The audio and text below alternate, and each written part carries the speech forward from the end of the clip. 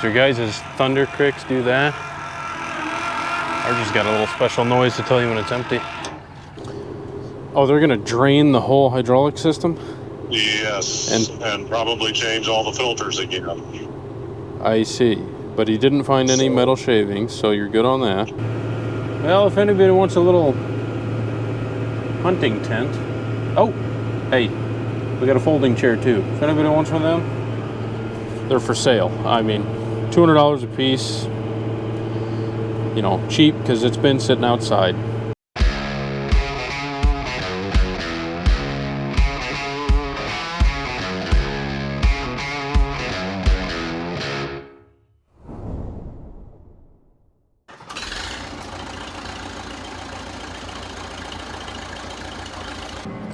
Well, it's official. Our red combine is officially off the farm. I'm sitting here at the red dealer with our new green corn head on the back of my truck. I'm sure they love that. But it's getting parked now. We're gonna go home, get this Deere head checked over. Obviously it's not new. It's 2014, I believe. Because we really don't know if we want a Deere corn head.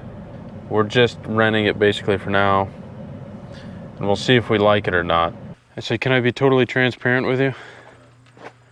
When I was backing this up, it's a good thing my depth perception is terrible. When I was backing this up, I was going off the back of the corn head. Yeah. I forgot that there was an extra 6 foot trailer here. That was pretty close to smoking that door.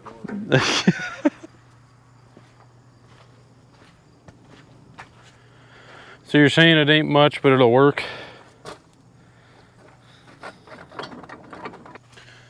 Can't believe I drug my chain. Brand new chain. Guess all we can do is hook it up to the combine and see if it's gonna work. But yeah, no, that sounds like a plan. I'll get these down and we'll go fill a grain cart at the least to see if it's gonna run. Look at that, hydraulic. Wow. That's nice compared to the case head, I will say that. That's got to be pushed down. Push down, okay. So Dad and I are actually going to head this out over to the farm that we've got the combine at. I don't think, we're not going to get much done. It's already 4:30, 5 o'clock actually. It took forever getting that head carrier. It was south about an hour and a half. And then I had to drive like an hour north and then drive it back another hour. I mean, it took all day. It took all day. And, you know, getting somebody to load it and all that, you know, it took a while. But we are gonna try and at least get something picked, a grain cart full. That way we can see how this thing is going to do, because we really don't know. It could be totally junk. Could run the rest of the season. We just don't know.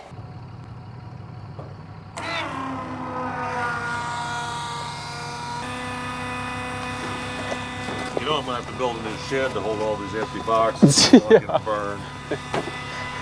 Well, if we're gonna keep buying 2.5s for just to fill the equipment, we're gonna need a bigger shed just for the 2.5s. Yeah, you're almost getting all of it into the. It don't act like it's even coming out. That's because it's spilling all over down the front of the car. Stupid thing. I hate DEF. Not only are the systems just not right yet, but just handling DEF sucks. And I realize the 2.5 jugs is gonna have to change, but our barrel hasn't come in yet. They're out, so. Really? Okay. So apparently, so we did leave this in corn. So that's set. I wonder if we need to set the drum higher. Feeder house drum. Might have to change this to high gear. Yeah, we got a few settings to go over for the corn head. So you said you had them set to like 6 or 3 millimeter? 3. What we gotta find in the book on how to do it. What Okay. Dale told me he thought, he said you go up and there's the two high and low on Oh, well, we didn't see the that. no. So you go up and you put that into neutral so that you can turn the rotor freely. Gotcha. And then you tighten the concave up until it's ticking, is what he said. Now, he didn't know this for sure, until it's kind of ticking, and then set your 0. And then that. Okay, no, that would make sense. I guess, yeah, that's weird. That I'm surprised that booklet that I had didn't tell us to check the rotor speed, or the setting on that rotor. Switch to the high speed, you mean? Yeah, it didn't even mention it. Will said he runs about 700. Well, you kept trying to raise the dumb thing, and that would have been great. So your guys' Thunder Cricks do that? Or just got a little special noise to tell you when it's empty.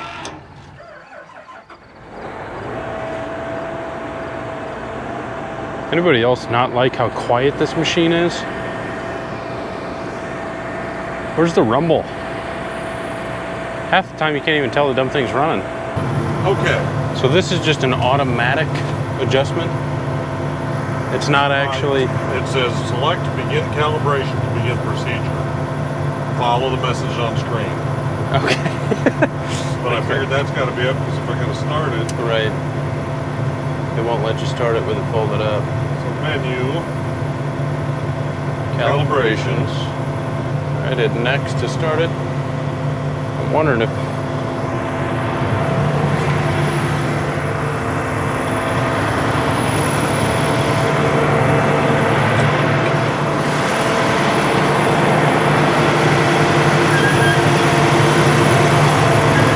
Yeah, it's just automatically turning it while it's not running. All that screw is doing is it's just tightening and loosening those concaves to that rotor. Ground speed is limited to 0. You were set on 3 and it's where it is now when you're set at 25. So something was, it just wasn't calibrated. So yeah, but that's a problem. Man, it looks like rain again. I hope not.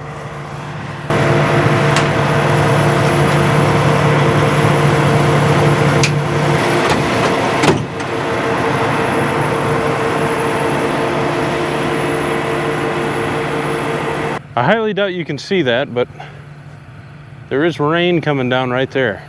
Hopefully it stays away. Anyway, Dad and I are gonna get that flex draper unhooked off of the combine, hook up this corn head and see if it's gonna run. What is the census on a John Deere corn head anyway? A 608. Do they have a 708 out? I don't know. I think there is a 7th series of the corn heads now. Because there's we have a 735 flex draper. So I imagine the corn head, there's a newer series of the corn head. What is the consensus on that? Not the census. What's the consensus? Does everybody like them or what's going on? I know a lot of guys run Geringhoff, Drago. Obviously we were running a 2208 case corn head before this. We've got it all spiffed up to brand new parts and stuff to where it was a really good head. And we know the 3000 series case was an absolute piece of junk. And so we never upgraded, and then, you know, that's when everybody really started going towards the Geringhoffs and Dragos and you name it. And then they came out with the 4000 series case, and I guess it's pretty good. But I was just wondering how the deer head was. We don't know. So if you have one, let us know if you like it. I mean, obviously this one is a little old. It's a 14. But there's nothing wrong with that. You can make a head last as long as you want to, as long as you keep throwing parts at it. A little rusty, get it through some grain, won't be too bad.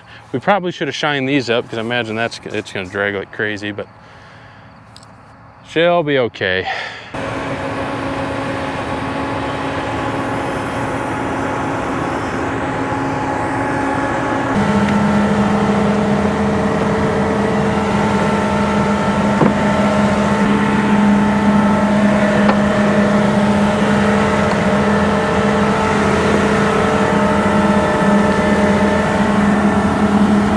I do love how easy that the head comes off of the John Deere. It's a simple process. I think it's raining that way. It's definitely raining that way. And we're kind of just right in this no cloud zone. Huh. Well, that's nice. Uh-oh. We flipped the straps over and accidentally set the head down over the strap, so we can't actually strap the head down, but that's not a huge deal because we really want to get this field of beans out first. We're not planning on going anywhere else.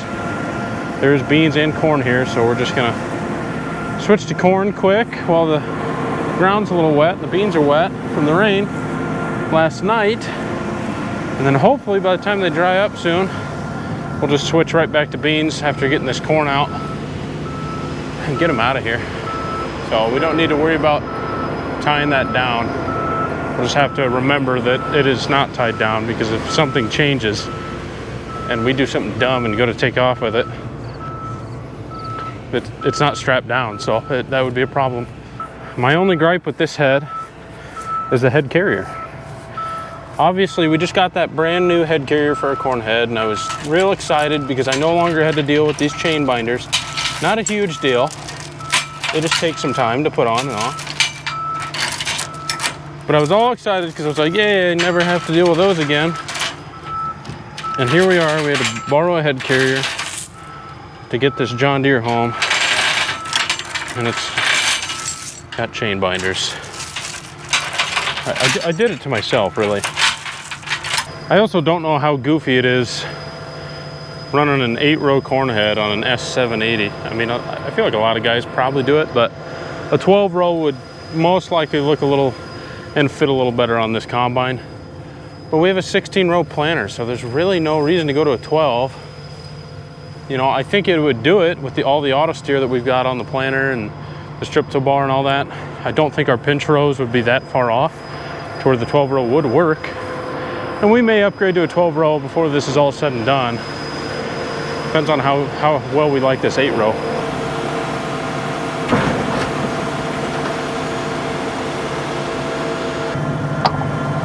Another simple hookup.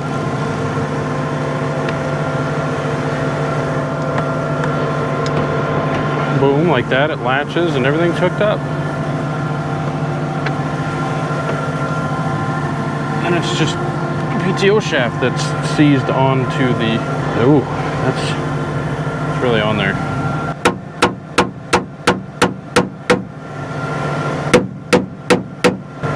That's not coming off. Holy cow. We got that off. That was a little rusty. Well, an alarm keeps going off telling us to shut the tractor off, or the combine, excuse me, so we're just gonna go ahead and wait until tomorrow, see if they can't get it fixed, and see if we can start rolling on some corn. Good morning. We are headed back up to the John Deere combine. We are hoping that the service tech has been there and changed that transmission filter. He was supposed to be there about 7 o'clock this morning. Of course, we didn't make it up there about that time. It is 8:30 now, so hopefully it's just already done, but it may not be. We don't know. So we're headed up there now. We got some trucks to take into town quick before we really get started, get the grain cart emptied, that sort of thing. It looks like Dad has already got the cart empty and the baby truck gone. He went ahead and started the Kenworth for me, so that was awful nice of him. We'll go ahead and get these over to town, see if we can't pick some corn. We did get some rain last night. Obviously, you see it spilling off of the tarp here. I don't know how much, but enough that bean cutting is not an option today.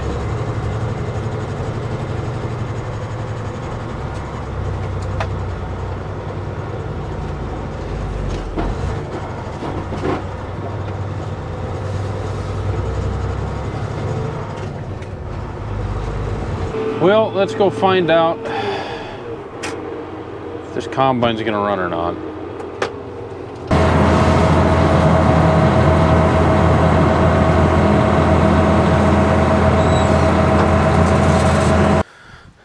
Well, we had a little miscommunication. That was my fault. So we ended up picking up the filters ourselves. But they don't look too bad to put on. It is sprinkling, by the way. It's very windy. One isn't there. Where he showed us. No, it's not. No. Unless it's behind all this junk. Let's make sure that the front one is even there. I hope so. The one we think is bad is this guy here, which it was just changed. Because I think this machine only had 1,500 hours on it basically when we bought it. So that one looks like it was changed recently. How many hours are on this? 1511. 1511. So that one up front was just changed. Really? Yes, 6 hours ago. 1505 hours. 40 hours ago, probably. I don't know. Well, you said 1511? That's what was on it when I bought it. Oh, when you bought it, that's what was on it. Okay. So it's got a little more hours, but hopefully we don't have to change that every couple fields. So I'm assuming it must be this main up here then. Or that was a bad filter. Don't put it past a new filter being faulty. No. Ain't nothing up here either. I'm wondering. And with that sensor there being, that might be the one that's giving us issues, if that is a filter. Gosh, it is brisk today. I missed the 80-degree fall weather that we've been having. I think it's flurrying, actually. Say that. Oh, what's that? I said, don't even say that. I think it is. So we read the book, and that is a filter. I don't know what I need for tools. No, that's what I said. Tell me what you need and I'll hand it back to you. I would say Like about a 13, I think. How do we get this off? Do we lift that up? Yes. And then push it in? Yes. Okay, that was easy enough. This is a 13. Ooh. Ah, yes, okay. We do have that spring and the awl. Oh, this is gonna be a mess. Help, little help. Little help now.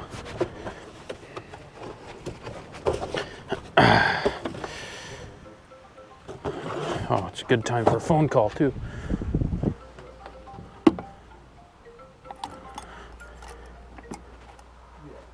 should have grabbed towels. What was I thinking? That's okay. I got a nice pair of jeans to wipe them on. It's a pretty color. It's like a neon pink. Okay, it can stop snowing anytime now. Okay, Dad got the filter out. Oh. Well, that's yucky. That don't look like the oil that I had. It looks like it got water in it. That's milkshake, strawberry milkshake. Well, it is full-blown raining at this point, so I'm gonna go ahead and sit in the truck. Wait till this is over. Strawberry milkshake. I assume water got in that. Well, Dad and I ended up getting all the filters changed, but we pulled that front one off and it was just, I mean, like strawberry milk. So we didn't really know what was going on, so we called the technician anyway. He finally made it out here. They are out in the field running it now. He came out and put a pressure sensor on. That didn't work. So then we took the filter off and it was, again, like strawberry milk consistency. Like that's what it looked like. And even he was like, oh yeah, no, that's something's wrong there. We changed the filter. They're out running it now. Looks like he's doing okay. I mean, he's not limited to 3 miles an hour, and it was even limiting us to 0 miles an hour at some times. So I think we got it beat. It was just kind of throwing more codes after we put the sensor in. That filter was plugged. So I don't know. He's gonna take it back to the shop, cut it open, see what was inside of it. And we're hoping it was just from sitting a while, if maybe somebody left something open and it just got a bunch of water in there, or yeah, that's best case scenario really, but could be worse. Let's hope not. It isn't a new combine obviously, but it is new to us, and we hope that it's not junk.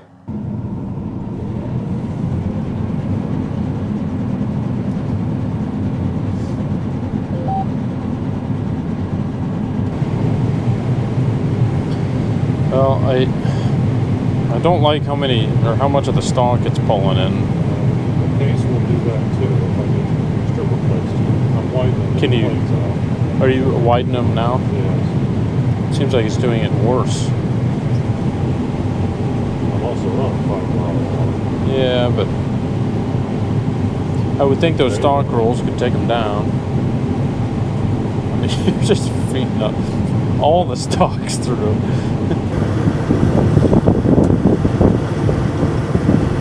Readings 17.4, 1.16 So about 17%, somewhere in there. This isn't accurate. It's a good idea. Yeah. It's fairly dry. Dry enough. Well, I just wanted to ride with him for a little bit, see how that corn head was gonna do. I don't have my wind blocking thing here, so this might be a little windy, but anyway, we went ahead and picked a full hopper. I don't know. I don't like the job that the corn head is doing. Obviously, it doesn't have a stalk devastator on it, and that's a big issue, because I really like what the stalk devastator does. Right now we got stalk standing. Who knows, maybe that'll be better for the strip toe bar, I don't know. But the other problem I have is it's just not taking down the stalk quick enough. It's feeding in all those stalks, and he said that it's because he's got the stripper plates too tight, but he opened them up pretty much all the way and it was still feeding in all the stalks. So I don't know. I miss our old case corn head with the calmer stalk rolls, stalk devastator, whole 9 yards. I mean, it just did a really nice job. Now this is sand ground that we're picking here. It's usually, I mean, 8 out of the 10 years it's a pretty good field. It's a black sand rather than just pure sand, but there are pockets of pure sand, kind of like this corner here. There's a spot over here. Just, I mean, you may as well throw a beach over there. Throw the ocean over there, you'd have a beach. That is how sandy it gets. So there are areas where this place is only making 130 bushel, but they're small pockets, and then the rest of the field really can go anywhere from 200 to 240 dry. So it's a really good farm, obviously, for sand, but this year I think with it being so dry in the spring, it might not do so well. I think last year or the year before, I think I want to say we had about I think it did 246 dry or something like that. It was close to like 250. But this year I'm betting it'll probably be in that 200 range overall, just from how dry it was this spring.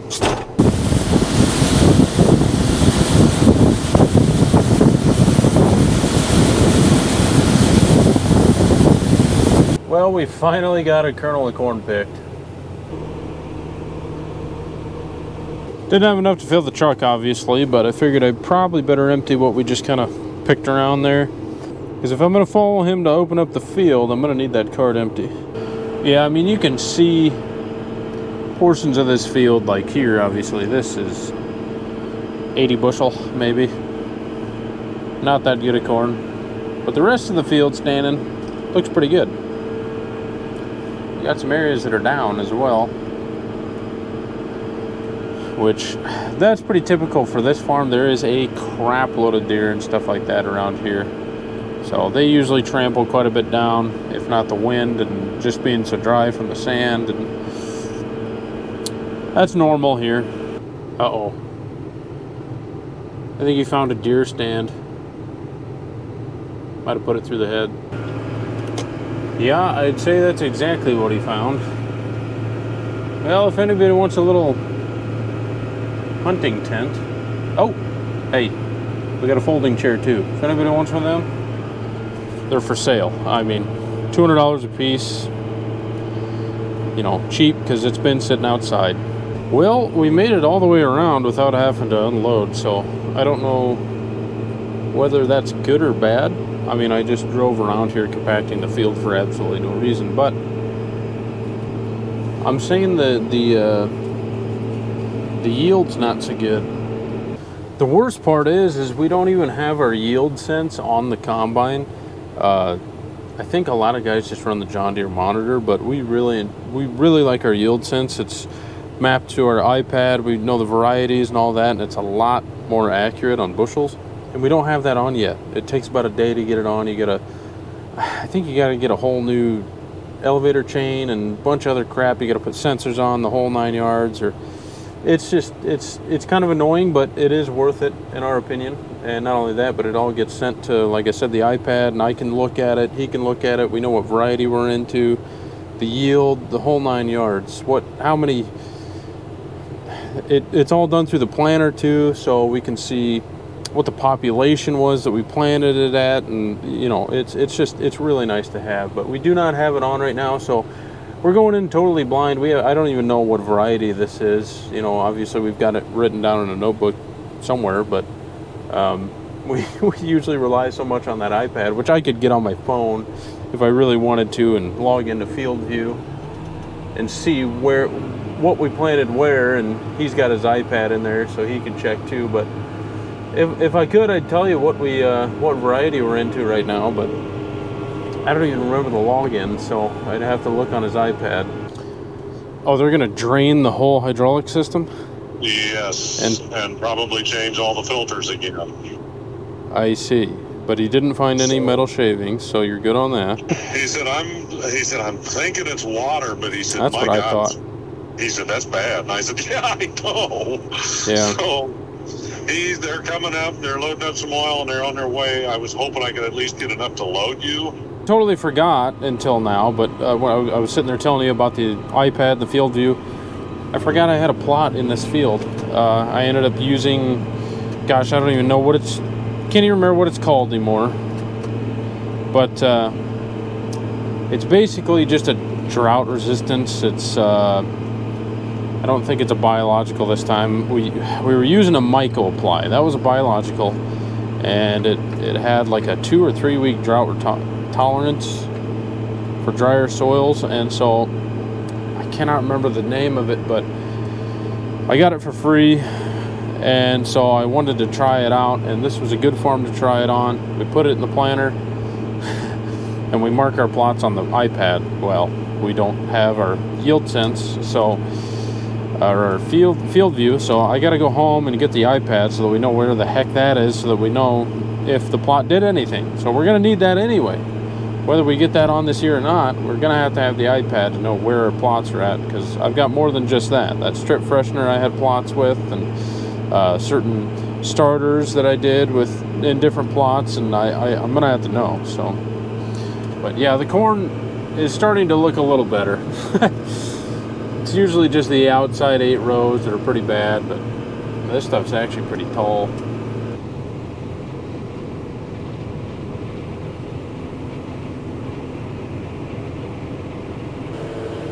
Now, this is way different on the unloading to go. I am much further away from the combine. I don't know why. I thought the auger was closer, or the same length, I guess, as the 7120, but I am much further away.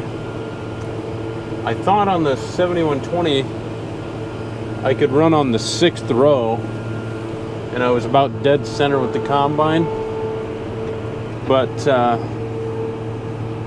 this time I'm not. I'm on like the 8th row, so I guess maybe the spout is a little longer. I guess I don't know, it didn't seem like it. When I was running next to the flex draper, it seemed exactly the same as the MacDon on the 7120, so I have no idea. I pulled up to the 6th row next to him, thinking, yeah, that's where I need to be. Wasn't even paying attention. The spout's all the way over onto the left side of the cart, and he starts turning it on, and I'm like, oh crap. And of course, I didn't have my mic on or anything, so it's just yeah, it was. Anyway, we almost had a mess. Well, I think we made it out of the woods with the combine finally. So I'm gonna go ahead and head this truck home, get it filling into the 55,000 bushel bin.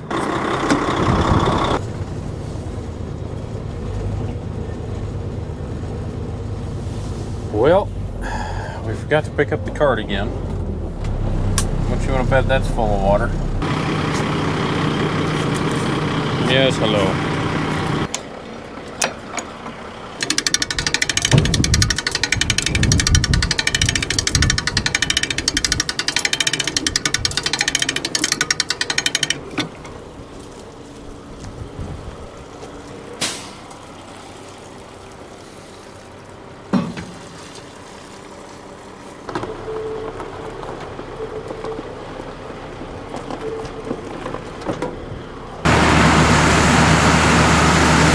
Now, Dad's hand tester did say that that was about 17%, but I'm still going to test it here because I trust this a lot more than that hand tester anyway, and especially more than that Deere's monitor. So I'm going to go ahead and test it in the bucket here.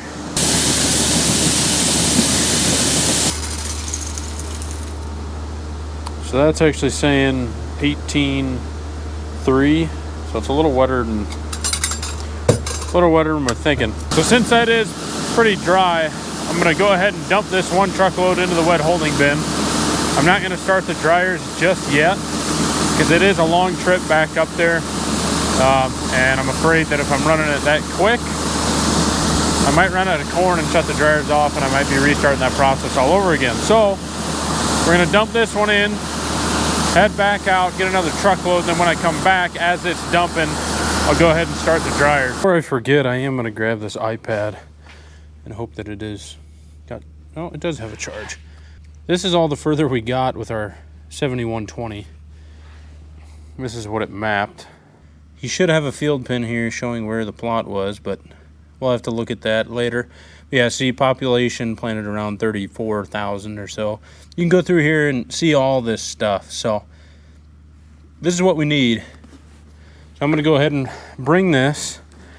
I've got the ram mount in the semi now, and we're just going to stick it to the window of the combine. And for now, just use this to charge it and not actually plug it into anything because we don't have the yield sense on yet. But at least we'll know what variety we're in.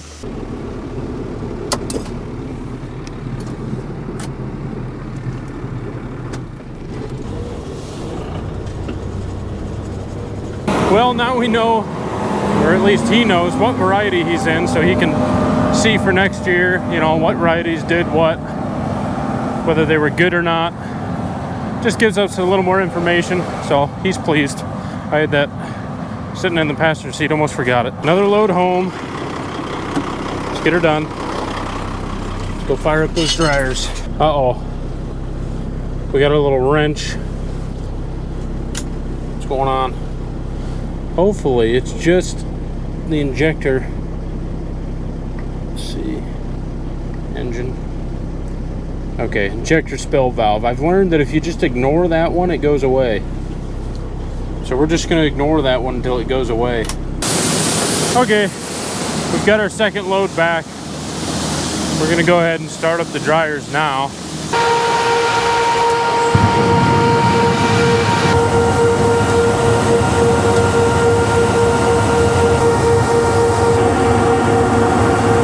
I don't know what's going on.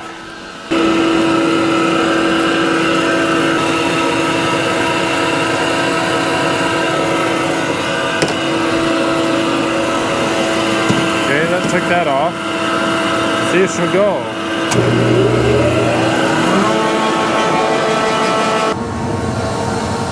I decreased the heat quite a bit, only turned it up one turn. Just because I don't know why it tripped that overload, but it did. So hopefully that is still running by the time I get back. It should be. I got it in operate if anything goes wrong. It should all shut down automatically, but I don't know why it did that. Oh, the joys. Of course, I'm trying to juggle emptying the truck and fixing that. And, oh, harvest. Well, I think we're just gonna get one more load for the night, so that's gonna be it for this video. Hopefully the dryers are still running by the time I get back. If they're not, I will cry. Anyway, thanks for watching. Hallelujah.